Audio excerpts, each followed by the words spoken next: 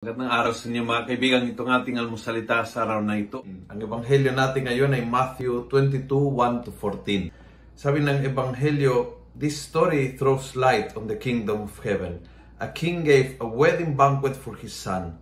He sent his servants to call the invited guests to the banquet, but the guests refused to come. History of salvation sa ilang salita lang.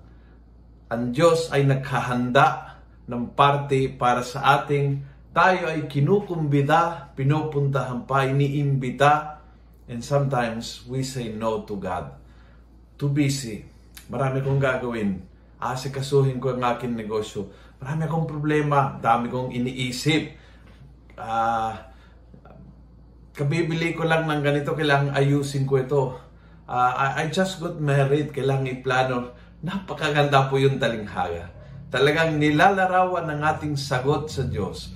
Ang Diyos na naghahanda ng blessing, naghahanda ng biyaya, naghahanda ng party para sa iyo. Ang Diyos na iniisip ka kung paano kang pakpalain, and then when you and I say, no, I'm too busy.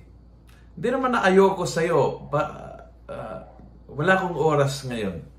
I have something to do. I have much to do. Dami kong asikasuhin, dami kong problema. And we say no sa paanyaya ng Diyos. We are too busy for God. Yun po'y nakakasira ng puso ng ating Panginoon.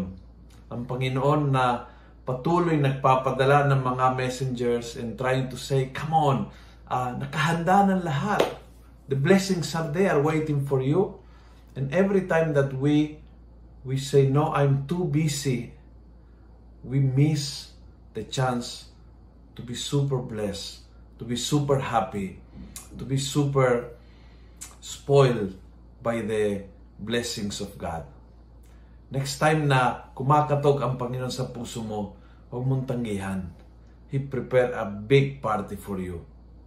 Kung nagustuhan mo ang video ito, pass it on. Punuin natin ng good news ang social media.